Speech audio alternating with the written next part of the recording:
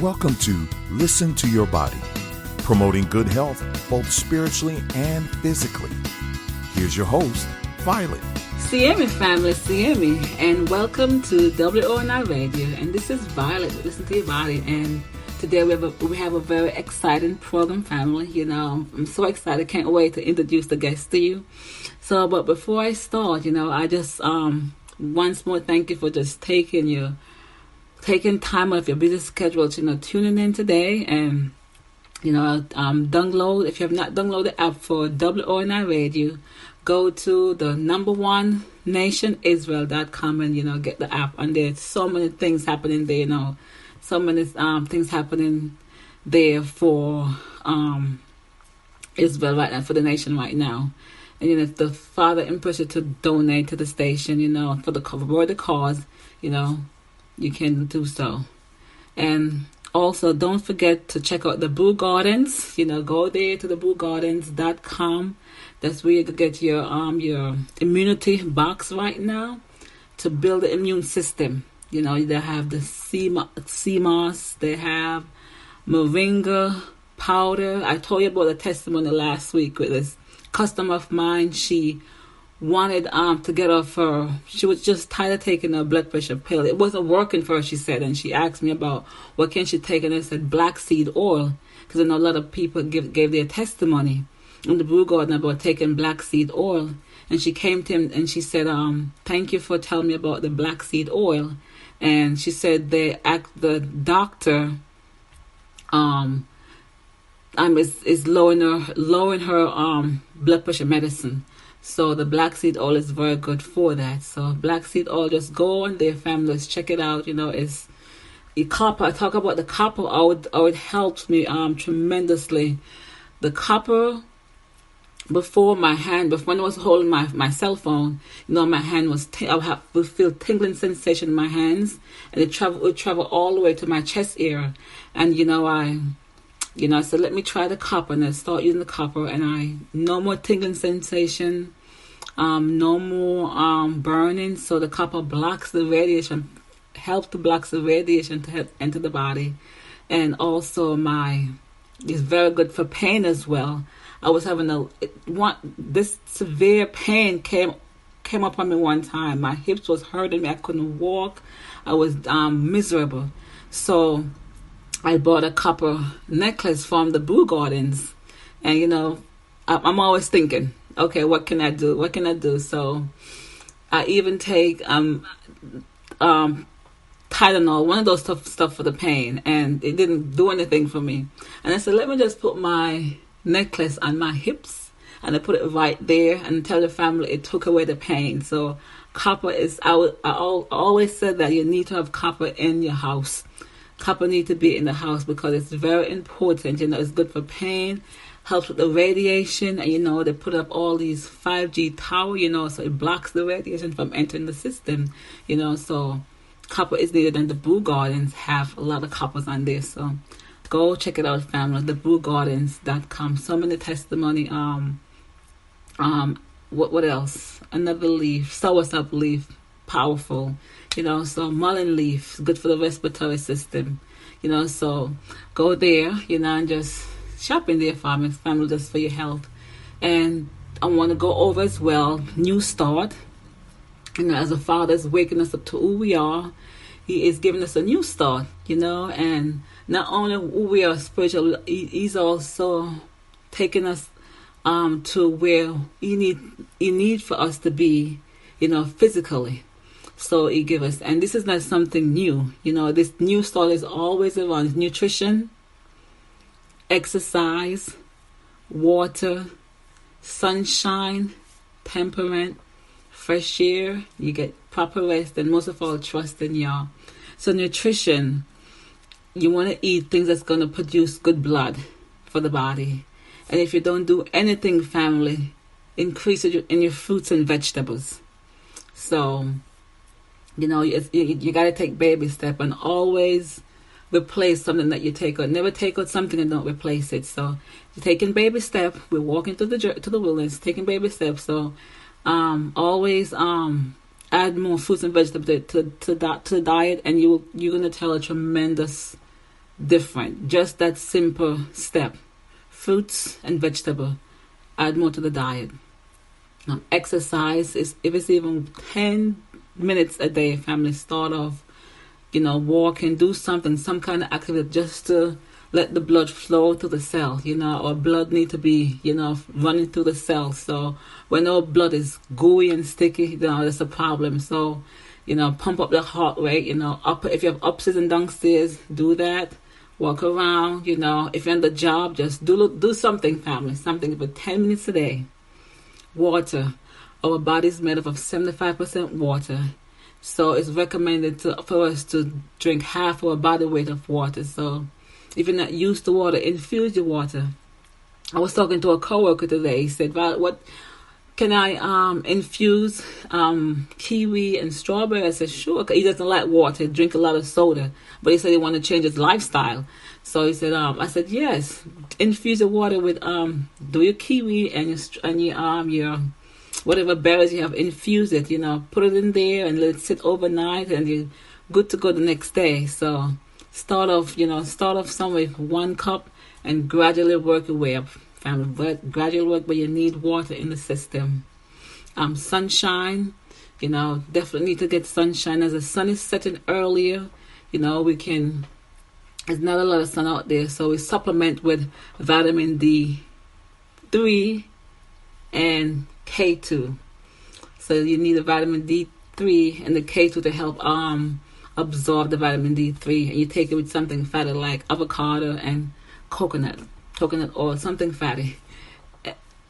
And also, I always mention, in your house, always open up the curtains when you get up in the morning, so the sunshine could hit inside the house to kill the germs and the bacteria that's in there. You definitely need to, don't keep it closed, open it up, to get that sunshine to hit inside the house as well. Tempered in all things. So no matter what we do, we have to be tempered in all things. We can drink too much water, too much spinach, too much. So tempered in all things. So stay away from the things that's not going to produce anything, do nothing for the body. Stay away from that. And the things that's going to do the body good, use in moderation. So tempered in all things. Fresh air, we need to go out there and get fresh air, fill our lungs with fresh air. It's very important, that we go outside and get that fresh air for our lungs. And open up your windows, even crack your windows.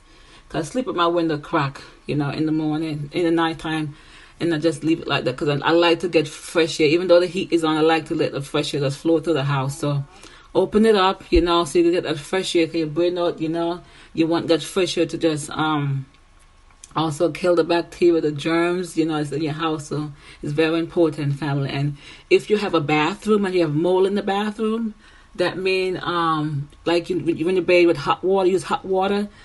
You need to open up that window, to get some fresh air, because the air will help kill the mold.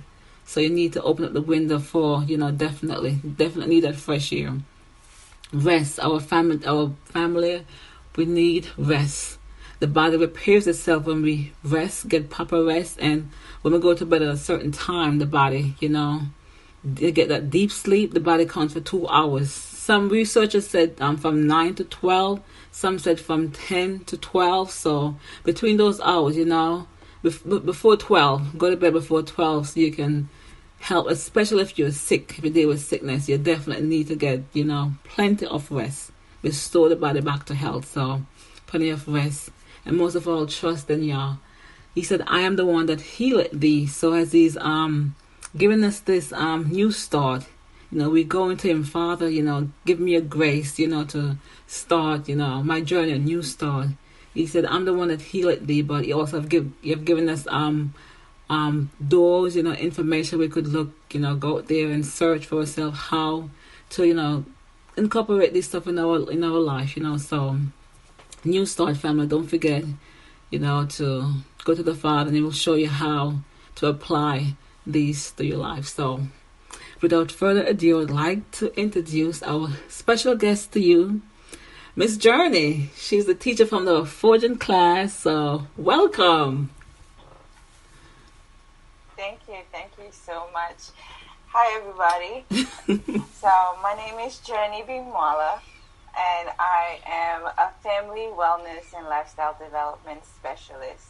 So with all of that, which means, I'm an herbalist. I'm an Afroroots herbalist. I am a certified health coach, and it's kind of like to specialize in nutrition. And I'm also a forager. I'm also a forager and a homeschool mom, so I do homeschool my children pre-COVID. I've been homeschooling them for a while now. And I am really glad and thankful to be right here with you guys, getting the chance to connect with you and share with you. So for that, Violet, I am very thankful for the invite. You're very much welcome. Yes, it's going to be an exciting program. So before I want to ask you some questions. So, what started you? How did you start foraging? What led you to do this? Well, actually, foraging. I started foraging, I would say, 10 years ago. I started foraging 10 years ago, and it was more like of a hobby thing with my daughter. She's now 18. Mm-hmm. And, it was just about, when you're homeschooling, you get into teaching your children that different thing, and mm-hmm. nature is always like the easiest thing. So we'll go around and identify plants, and we just had so much fun. It started with flowers. It's so funny because like a few days ago, she called me and she was like, "Oh, Mama, remember we used to walk around eating wild flowers?" I was just like, "Oh yeah, we did." So it started off with that, and I didn't take it seriously. It was just kind of like, "Oh, there's edible flowers," right? It was fun, like, "Oh, there's edible flowers. Let's find out the edible flowers." We'll find them, and we'll try a few in a while, and then we try to fruit at the farmer's market too, because when you go to the farmer's market, that's when you kind of get exposed, especially here because I'm in New York. So our farmer's market, the one downtown, has a little bit of everything, and so that's how we got a little bit of exposure, and we started like dabbling into finding things in the wild. So that was really fun, but I didn't take it seriously. It was just kind of like what we did. And then a little bit later on, I became sick. I was diagnosed with thyroid cancer, and then I was pregnant. And then after I had my baby, she was born with so many allergies. She's allergic to everything: wheat, egg, milk, oatmeal. Like you name it, she's allergic to that. So with all of these different things that's happening, that was taking place in my life, I started to kind of see like what I can do, because I'm the type of person, since from childhood, if there's something wrong with my body, I always want to know, well, what can I do? What can I do to help with that? Mm-hmm. In my head, I was like, I can get myself better. I can heal myself. That's what always goes onto my head. And then I just start to just look into things and try various things. Yes. But with the cancer, and then with my daughter being born with all this stuff, it was a lot that was heavy. And we all know how it is here in America with the medical system. I didn't trust the medical system. And when I would go to the doctors, they wasn't really taking care of me. They wasn't doing anything for me. I was complaining about discomfort, pain, this, that, and third, and they just didn't have anything to help me with what I wanted. I didn't want a pill to help me with the symptom. I wanted to know, well, why do I have it, right? And what can I do to get rid of it? Like, what are the things to do for it to go away and get to the bottom of it? They never have any answer to that. They only deal with the symptom. Oh, you feel this way? Here, take that. Oh, you keep coming to us complaining about things? How about we refer you to a psychiatrist, and then you get, another load of medication for your mental health? That's what I was dealing with. And I was just like, you know what? I was like, no. I was like, no, thank you. I'm going to dig, and I'm going to, take this on my own type of situation. So fortunately for me, because I was homeschooling, when you homeschool your children, naturally, when it comes to researching things and finding stuff, you're like a pro, because you're always searching for stuff for the kids. So I just took that skill and put it into myself, and I started doing different types of research. And my son, my middle child, he was into nature. Everything for him was like nature, nature, nature, nature, nature. So I used to take him to nature classes. Yeah. And I used to find nature classes to be so peaceful. I was at peace. I felt good, and I was just like, oh, I really like this. And I was like, you know what? Even if he doesn't want to go, I'm going to continue to go, because that just became a place for me of like really like the whole week, because it was every Thursday. I was looking forward to that one day because I knew I was going to be at peace. And because I live in New York, we have the train, the buses, so much noise. But at nature class, we were in nature, no noise. I can close my eyes and imagine I'm in a whole different world. Yes. And with just the walk, the hike, I start to notice certain plants. Certain plants just started to kind of call onto me, and I'll look and I'll be like, huh. And then I'll touch and I'll smell, and I was like, okay, this one has a different smell, but the smell was like, it has to be medicinal. It has to be something good, because, it didn't smell bad, So then I'll take a picture, go home, trying to figure out what's that plant. And then once I figure out the name of the plant, I was able to identify it, and I go back onto the hike. Meanwhile, the ranger who's teaching the class, he's teaching about everything else but the plants. But I'm just looking at the plants. So that's how I just kind of got I got reconnected back with nature. And the first plant for me was mugwort, because mugwort is everywhere. My son didn't really care much about it, but I loved it. I loved it so much, I started to look at the ranger like, I can do this, and I can do it better than you, because you just giving us some little things here and there, but you're not really going in depth about anything. I was like, I can do this. I can teach this class better than you. So 4 years after being on that, I was like, you know what? I'm going to take this on, and I'm going to do my own nature class. I'm going to teach my own nature class. I love it. My son loves it. We hear all the time. Then let's just do it. So that's how I kind of got involved deeper, because this second time around, I was really into it. With my daughter, it was just kind of like a leisure thing, something we just learned and then just kept it moving. But this time, I was paying attention. Even walking down the street, I was looking at the dandelion growing, busting through the concrete. And because I was sick, I'm like, but this plant is going through the concrete. Like, this plant literally growing through the concrete, and they look nice and beautiful. I was like, whatever they have, I want that too. I was like, whatever that plant has, I want it, because no matter what we do, because we know them as weeds, yes, they're still growing. They get sprayed on, they're still coming back. You put cement, they're still coming back. I was like, I want that. We've all heard of roses, concrete roses or something like that. I have yet to see a rose growing through or busting through the concrete. So I haven't seen that, but I've seen dandelion. I've seen other types of plants that literally bust through. I was like, I want that. And then my interest came about wild plants, right? Because I've known about plants, because since I was a young child, I've always been into herbs. But I've been into herbs the way most people are into herbs. You read them into books. You see them when you go to the herbal store. You meet the plant in its dry form. That's what I'm used to. But this time around, I was looking at living plants. Plants that were still living. When you buy dandelion in a box, right? It don't look the same as the dandelion that's growing out of wild. So if you only know the box, you can walk right past dandelion and you wouldn't even know, like, oh, wait a minute, that's dandelion, what I've been using to detox my body with. You know? So I just became really interested in wild plants, and I just dig deeper and deeper and deeper. That's how, I really got into it. And that wasn't, I started foraging seriously for the past 3 years. Started 10 years ago, but to forage seriously, it's been 3 years from now since I've been doing it seriously.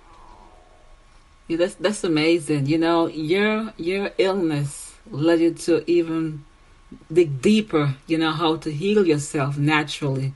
Because what the doctor couldn't give you, said, okay, they wasn't dealing with the root cause.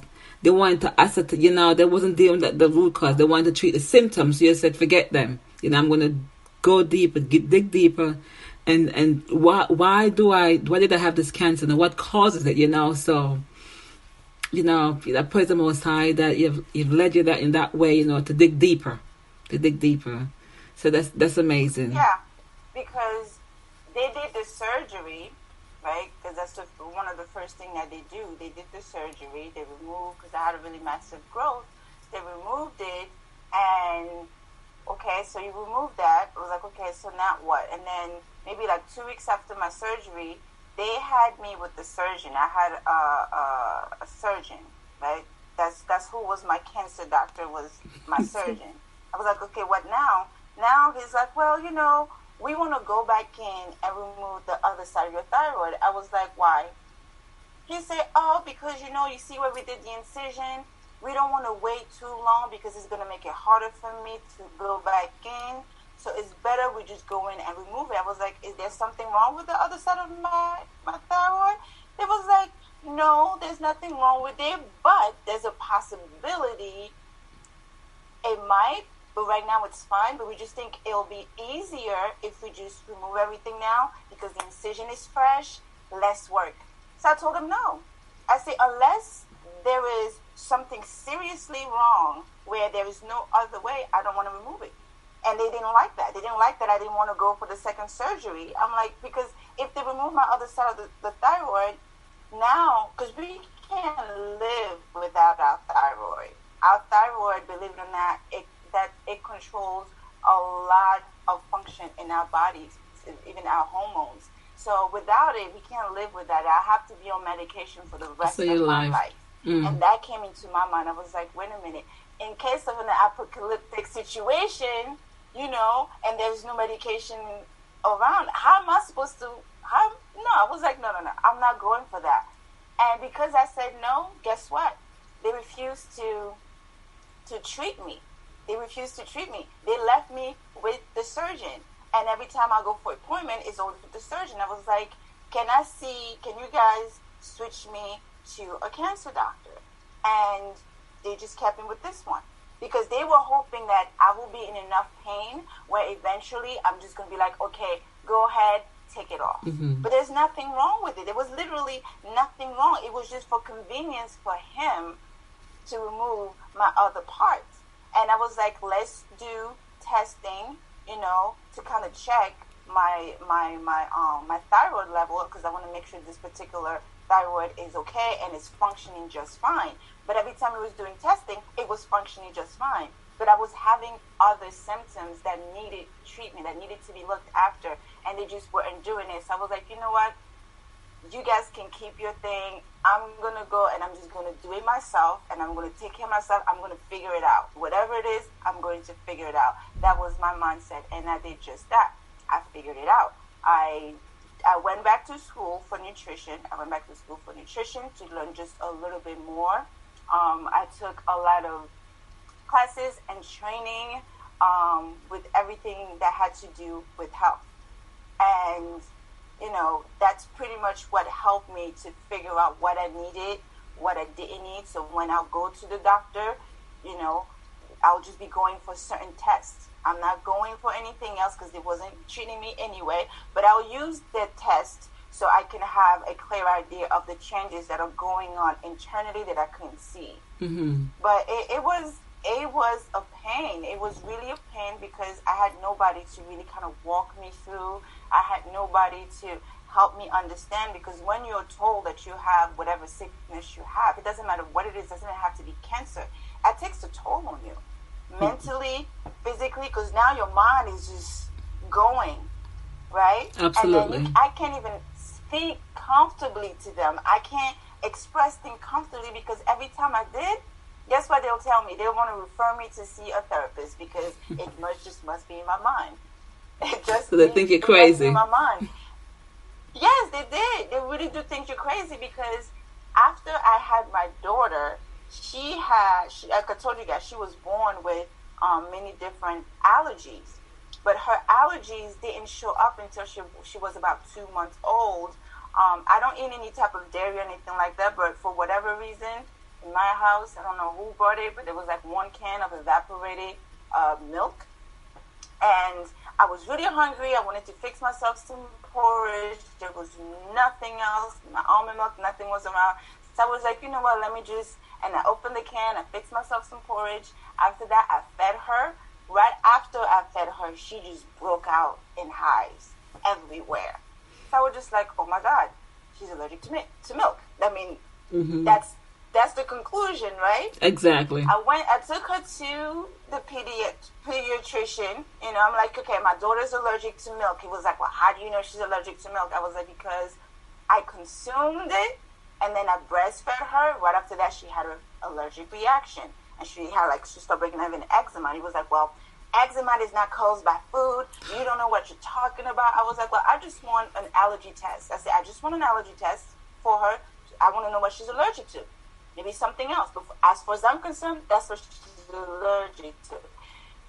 I mean, he refused to give me a referral to get her tested. He was like, no, they're gonna peel her skin. You know, it's really gonna be painful. Like, he was trying to scare me into not having her get tested.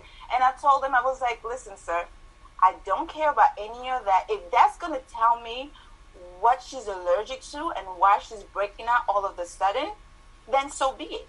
Give me the referral. He was like, I would never do that to my baby. You need to wait until she's at least 1 year old. 1? Let her suffer until she's 1? I was like, no. So he refused. I had to go behind my doctor's back, find an allergist, make an appointment just for them to tell me, well, we can't see you because you need a doctor's referral. No. So, yeah, I went back to the pediatrician again, my head down. I was like, listen, I'm not leaving out from here until you give me a referral. If not, I'm reporting you. You know, he ended up giving me the referral, and by the time she had her appointment, she was like 6 months old, right? And then we did the test. First, he was like, well, if she has allergies, what are you going to do about it? I was shocked. I was like, are you serious? Are you really asking me that? I said, if she's allergic, whatever she's allergic to, first of all, I won't eat it because I'm breastfeeding her, and I'm not going to give it to her. I mean, that was so silly. That was stupid. 6 months after that, found out she's allergic to wheat. She's allergic to eggs. She's allergic to all of these things. All of these things that I had no idea she was allergic to, but that can of milk kind of opened up the floodgate. Yes. And because she had all of these allergies, and I already knew about nutrition, I stopped eating all of the things she was allergic to. I put myself on her diet, right? And me putting myself on her diet is what actually helped heal me, because I'm not allergic to any of the things she was allergic to, but literally all of my symptoms that I was feeling, that I was struggling with for years, went away. It went away. Wow. It just disappeared, you know? And I was happy. I went to the doctor. I was just like, for my yearly testing, and it was like, oh, you know, what's different? I was like, I'm feeling good. It was like, well, what's different? I was like, my diet. It was like, my diet is what's different. And then they started looking at me like crazy. And again, they wanted to refer me to see a psychiatrist, because for them, it's like, wait a minute, you changed your food, and now all of a sudden, you ain't in pain no more. You don't feel all the other distress anymore. Yeah, okay. Let's refer you to the mental health. Oh my goodness. Oh wow. And that's how it went. And it's the relationship that I had with them, because even with my daughter, they'll see her skin was always smooth. And when the few times she did have breakout, I used oil. I knew what to use on her skin. They wanted to prescribe me, what's that cream that they like to give to you? They have to give you on your skin. It has, oh my God. Is it for eczema? Yes. There's a cream that they give you, it's not testosterone. There's a cream that they give you, it's, athletes also use it to make themselves stronger when they're not supposed to, when they do competition. Steroids. Wow. Steroid cream. So they prescribe the steroid cream. And one thing I don't do when I go to the doctors, I don't say no to anything that they give me, because that can, especially for me here in New York, that could come back to bite me, because they can, if they put in, you know, we prescribe patient with X, Y, Z, patient is not taking a thing, patient is being hard-headed or is not, doctors have powers, okay? Doctors have power. And if you have children, they're just a phone call away to call ACS and say whatever. So they gave me the prescription. I was like, okay, fine. And then they're like, well, you can use it, but only for a little amount because it's going to thin out her skin. What? It's going to thin out her skin? No, I didn't give it to her. I used oil on her skin, and she was fine. And when I told them I used oil, again, I was crazy. Like, oil? What do you mean oil? You can't put oil and then your eczema goes away. So I stopped talking to them after a while because I was like, this is going to go against me. Let me just not say anything. When something good is happening, I'm going to just keep it to myself. Yeah, exactly. And that's pretty much what happened. Wow. That's amazing. So, what led you to herbalism? Yeah.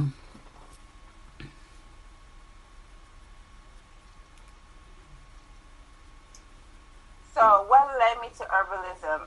Herbalism was my first, before foraging, before nutrition, herbalism was my first love. I'm in love with the ability to heal myself since I was a child. I always find that fascinating. Like, I can put some stuff together and then it's going to get me better. Like I can do it myself. So I was always into herbalism from a child.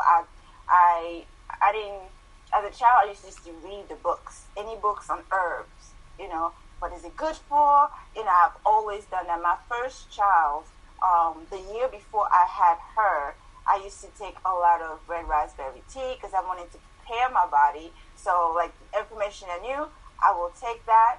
So I really like playing with those type of things that I can do on my own. Like, something is wrong with me, but I can also fix it. So that's how I fell in love with herbalism. And then, as always, once we become mom and, adulthood kind of kicks in, my interest didn't go away. It just was pushed far, far, far, far away.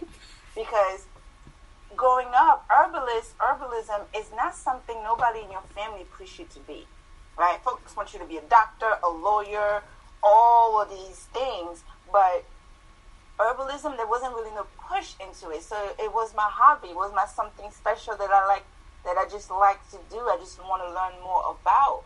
So I started just living life and got lost in life. But me getting sick, kind of brought everything back around because I was able to pull from that. I knew that, every time I had something, I was always able to get myself better. So this can't be any different. Let me just figure out what it is, what I can do, get as much information that I need to have, and then put something together and test it out and see, what worked, what doesn't work. And that's pretty much what I did. I went into school a little later, but I've always studied herbs and plants. It's just not in real life form. That's why foraging for me was just like, what? Like, I knew these plants already. I just never knew them in their whole some form out in nature, like live,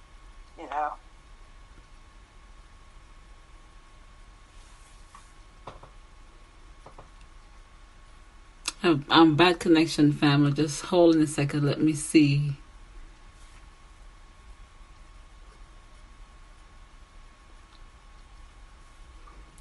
Just 1 second. I can't. Let me try to connect it again, family. Okay, family. I'm sorry about that. Yes. Can you hear me, Journey? Yeah, I can hear you. Okay. You just finish your sentence. No, only thing I was gonna say is that I couldn't press on my end because I need your permission. Okay. Yes. So finish. Tell us about about your interest in herbalism. The last sentence we got cut off. That. Yes. So what pretty much summed it up for me is that I just enjoyed the whole being able to do something for myself, heal myself, having that knowledge that if something's going wrong with me, I don't always have to depend on the outside, and I can do it myself. But the foraging kind of brought that up well together for me, because I went from knowing plants in the dry form, right, as a product, to learning plants as a living thing in its own environment, out in the wild, and meeting them and having that connection. That is something entirely different than just, something that's already dry. Well, it's pretty much lifeless, right? So that's really what kind of added more depth and more love into what I'm already doing. Oh, that's awesome. Yeah, because I'm telling you, I have learned so much, taking the classes. I mean, it's like it's a whole new world for me, so appreciate you so much for doing that, taking the time out, to just teach us how to go about identifying plants, tell the audience about the next class and what does it entail, what you're going to be doing and how they can contact you, for the classes. Awesome. So I have a few upcoming classes, and one of the first classes that I have that's coming up January 19th is the Winter Foraging Herbalism class. Now, in all of my classes, because a lot of time you will take a foraging class, and foraging, it just means to go out there and gather wild plants, whether they're edible or medicinal.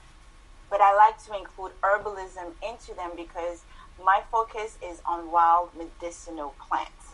And with that, we're going to learn how to identify the plants, what it looks like, where you can find them, sending you out to actually find and connect with whatever plant that's out there, knowing what it's good for, right? Then bringing it home. And once you bring it home, then the next step is like, okay, what are you going to do with the plant? So now it's the processing, the cleaning it, the drying it, using it fresh or using it dry. That's the herbalism part of it. That's the part 2. Right within the foraging class, now you're going to learn how to make medicine with the plant that you just foraged and how you can use them. So we learn how to make tinctures. We learn how to do oil infusion. We learn how to make oxymel, like herbal medicine. And not just any old herbal medicine, because I'm really teaching you how to pick herbs and make herbal medicine that is going to be effective for you. Because everybody's different. What may work for me may not work for you, may not work for your son, may not work for your daughter, and knowing the difference is big. So that's the winter foraging class, and that's starting January 19. You guys can register for it. Right now, there's actually I have an early bird special going on it, so you can catch it at a discount. Now, the next class that I have outside of that is called Whole Food Herbal Medicine. And whole food herbal medicine, this one, it takes it a little bit a step further. It focuses on nutrition and herbalism. So what do I mean by that? When we get sick, right? You can get sick, you can have a cold, right? You have a cold, we're going to learn how to make herbal medicine for whatever cold situation that you're dealing with. Now, right along with that, nutrition has to go side to side. So we're going to also look at how to use food, what food to use to help you heal throughout the time that you're sick. Because believe it or not, anytime your body is in distress, you must change your diet. Whatever diet you was already eating got you in the distress. You're in the distress, so you need a new slew of food to take for that period of time that you need healing. And being able to utilize nutrition and herbs side by side, because both of those two things are plants, right? Our foods are plants, and then our herbs are also plants. So we have to, whole food will kind of teach you how to use those two things together, how to come up with a nutrition plan for when you're sick and a nutrition plan for when you're just, you're just regular day thing, and when you're doing recovery. So it's really important. In my household, everybody know, anybody that has a cold or sick, there's a list of things that just come off of the thing automatically. No carbs, no sugar, no this, no that. For the time the period that you're sick, this is all the food that you're going to eat, and that's it until you get better. Then we'll move on to something else. So that class is all about that. You also learn how to make, herbal medicine. That's the big thing. We'll go into supplements, what supplements are good, what to look for in the supplements, and how to properly use them. Especially right now, it's the winter time. Winter time is all about kidneys, bones, and skin. Those are the really parts of the body that you need to pay a little close attention to. Kind of breaking those things down. So that class starts on the 22nd, I believe.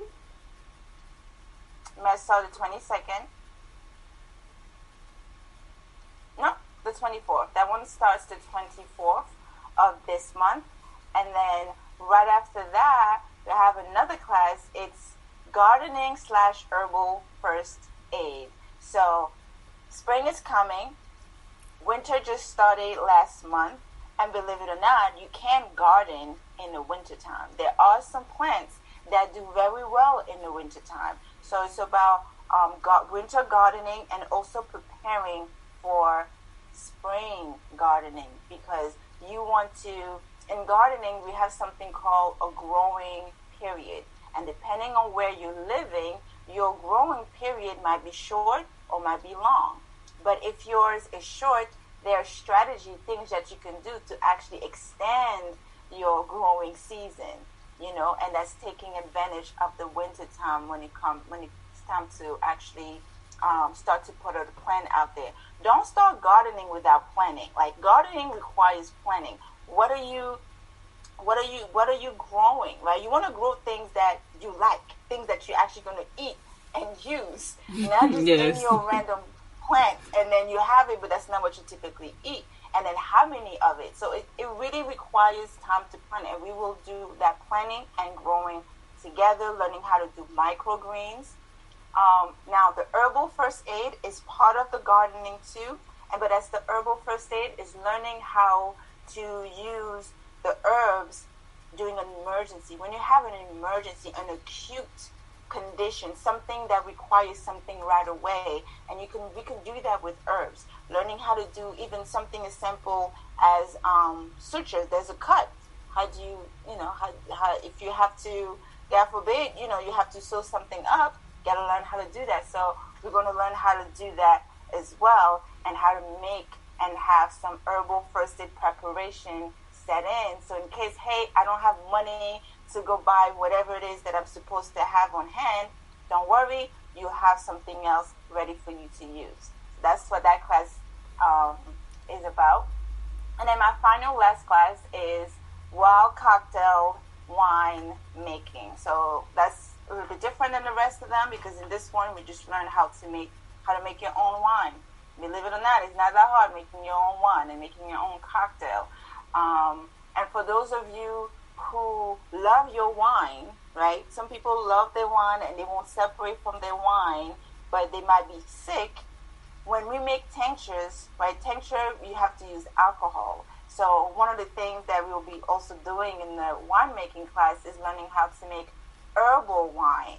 So instead of using what we'll typically use a vodka or whatever to make a tincture, well, you will infuse your wine, because it is alcohol, to make your tincture, so that when you're having your regular time with your wine, you're getting into medicine at the same time. Wow. So those are the classes I offer. I like to give people things that they can do at the level that they are at, because sometimes, you might possibly need to go off on a strict diet, but you may not be mentally and emotionally prepared for that. Does it mean that you should just stay and do nothing? No, there's still some things you can do at the level that you're at that's going to help you somewhat. So eventually, when you're ready to let go of the other thing, you'll be, in that part, you'll get more. But you have to do things stage by stage. Yes. So those are the classes that I'm offering, and all of them are available. Okay, so the winemaking class, is that in January too? What's the date for that? So the date for the winemaking class is January 22nd. For the whole food herbal medicine is the 24th.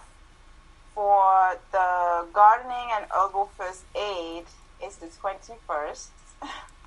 All these numbers. Oh, book. And then the winter foraging, the winter foraging is starting January 19. And I'm really excited about the winter foraging because a lot of people think like in wintertime there is no food, there is no wild, nothing.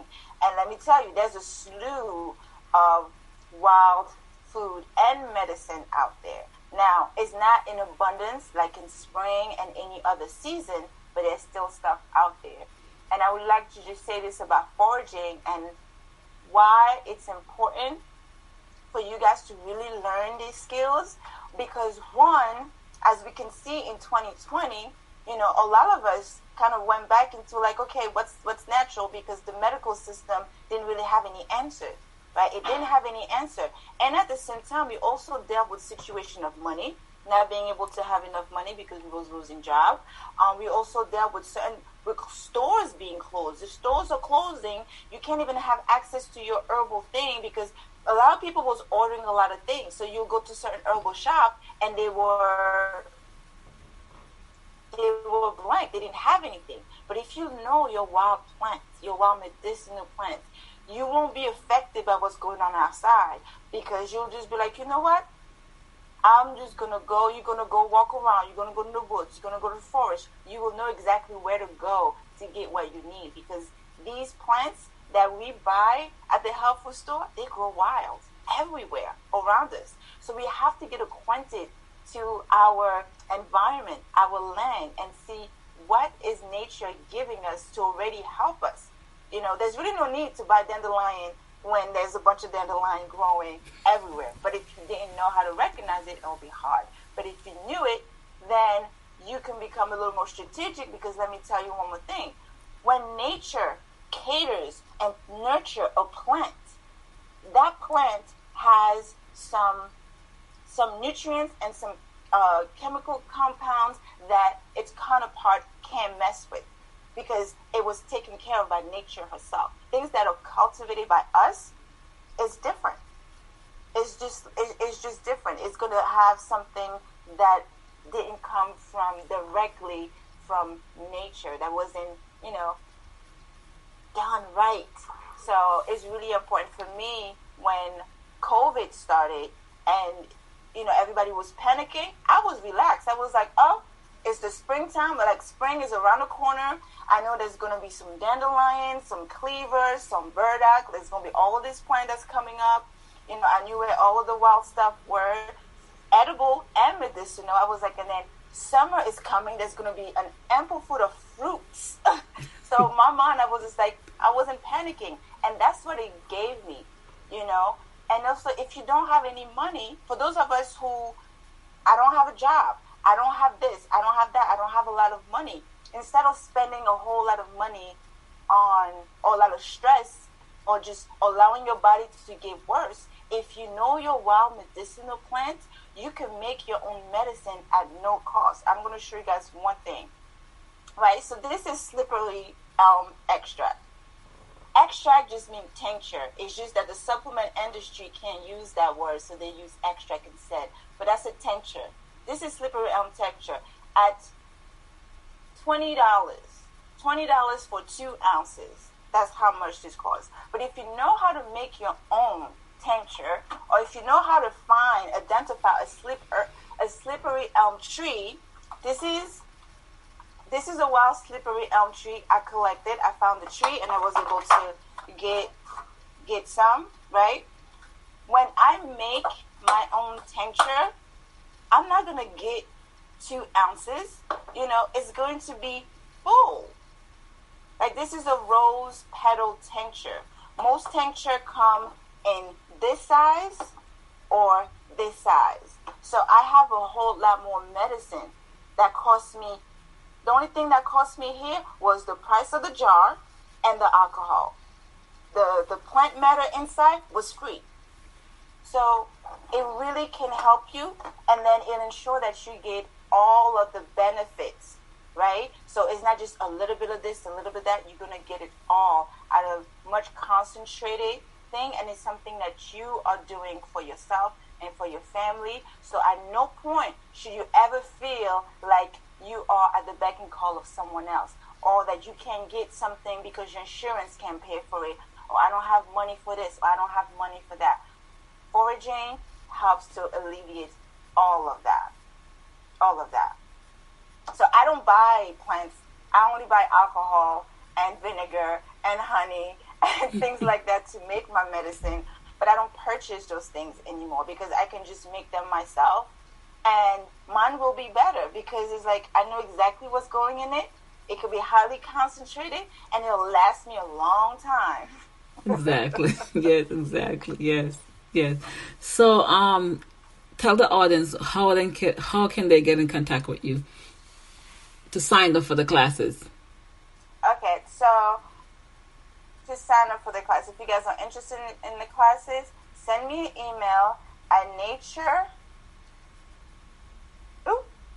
Classroom 1, the number 1 at gmail.com. I will send Violet the link that you guys can click on, and it will take you to the site where you can go ahead and just kind of pick the class that you want and then just register for it. But Nature Classroom 1 at gmail.com, that's the way of getting in contact with me directly.